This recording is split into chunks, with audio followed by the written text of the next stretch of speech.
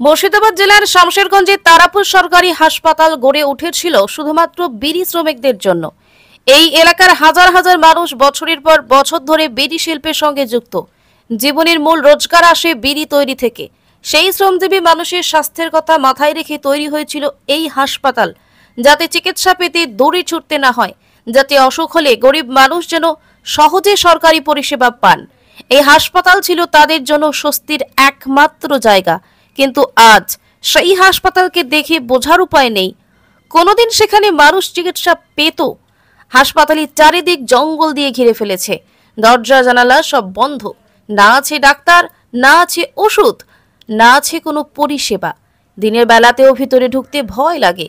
একটা সরকারি হাসপাতাল কিভাবে বছরের পর বছর এভাবে ফেলে রাখা যায়, সেটা সত্যিই প্রশ্ন তোলে। সবচেয়ে আশ্চর্যের বিষয়, চারপাশে একের পর এক বেসরকারি নার্সিংহোম গজিয়ে উঠেছে।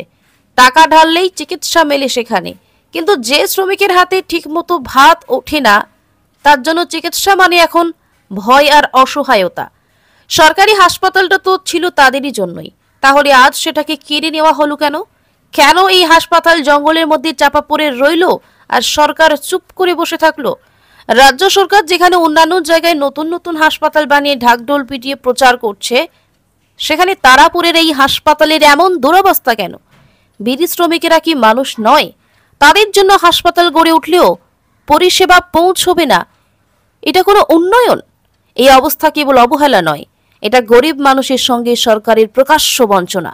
এটা এক প্রকার অমানবিকতা, যেটা চোখে আঙুল দিয়ে দেখিয়ে দেয় গরিবের স্বাস্থ্য এখানে অগ্রাধিকার নয়।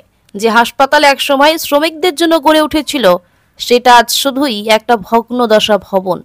অথচ তার চতুর্দিকে ব্যবসা ফুলে ফেপে উঠছে বেসরকারি হাসপাতালের। গরিবের হাসপাতাল পড়ে আছে জঙ্গলে। ধনী রোগীর জন্য তৈরি হচ্ছে ঝাঁ চকচকে নার্সিংহোম। এটাই কি রাজ্যের স্বাস্থ্য বোধ? আরও লজ্জার বিষয়, এত বছরের রাজ্য বা কেন্দ্র সেই ওইদিকে ফিরেও তাকায়নি, যেন দেখে না দেখার ভান করছে সবাই, যেন এটা তাদের দায়িত্বই নয়। তারাপুরের মানুষ আর চুপ করে নেই। তারা বলছে, আমরা হাসপাতাল চাই, চিকিৎসা চাই, পরিষেবা চাই। এটা কোনো দয়া নয়, এটা আমাদের অধিকার। তারাপুরের হাসপাতালকে বাঁচাতেই হবে, আবার চালু করতেই হবে। সরকারকে স্পষ্ট করে জানিয়ে দিতে চাই, এই হাসপাতাল গরিব মানুষের প্রাণ। এটা বন্ধ থাকলে সরকারি মুখী স্বাস্থ্য পরিষেবার মুখোশ সেটা খুলে পড়ে যাবে। এখন যদি ব্যবস্থা না নেওয়া হয়, তাহলে আমরা রাস্তায় নামবো, গলা তুলবো, প্রশ্ন তুলবো। এই হাসপাতাল আমাদের, এবং আমরা আমাদের হাসপাতালকে আবার ফিরিয়ে নেব। এখানে ছিল ডাক্তার দেখাতে, সেবা পাচ্ছি না, সেবা আর হচ্ছে না। ডাক্তারই তো রহে না, বিনু ডাক্তার ওষুধ তো দেয় নেই, যেটি আসি সে ওষুধ দেয় নেই। দায়িত্ব ঘুরে গেছি, তো সার্ভিস করবার লাগে করেছে, ভালো লাগে, কিন্তু পয়সা করবো তো পেয়েছে না, সেবাই তো পেয়েছে না, কী করে হবে? এটা এরকমভাবে রয়েছে হসপিটালটা। হসপিটালে কোনো লোকজন আছে?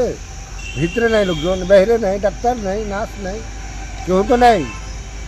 কী করে পেবে সেবাটা? পুরো এলাকাটা জঙ্গলে ভর্তি হয়ে আছে, দেখো তো কিছু সেবা নেই। সাপ পোকা আমাকে বাস করছে, সেবা পাই না। আপনি কি এখন চাইছেন? সেবা করা লেগেছি, তো সেবা তো পেয়েছি না। এখন আপনি চাইছেন যে হাসপাতালটা আবার নতুন করে ভালো হোক, ডাক্তার লিয়েছে। আপনার নাম? আমার নাম মানাল হক। বাড়ি কোথায়? বাড়ি শঙ্করপুর। এখানে ডাক্তারের বাড়ি কোথায়? তারাপুর হাসপাতালে? তারাপুর হাসপাতালে।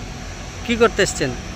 জ্বর সর্দি ওষুধ, তাছাড়া কোনো ব্যবস্থা নাই, কোনো রোগীর ভর্তি নেই, কোনো ব্যবস্থা নয়। নেতা মন্ত্রী আছে, আপনার কাজ করে না, কোনো ব্যবস্থা নাই। এটার উপরে নির্ভর আমাদের। তো আপনি বলতে চাইছেন এই হাসপাতালে কোনো সার্ভিস পাচ্ছেন না? না। আপনার বাড়ি কোথায়? বাড়ি কৃষ্ণনগর। আপনার নাম? সাইসুন।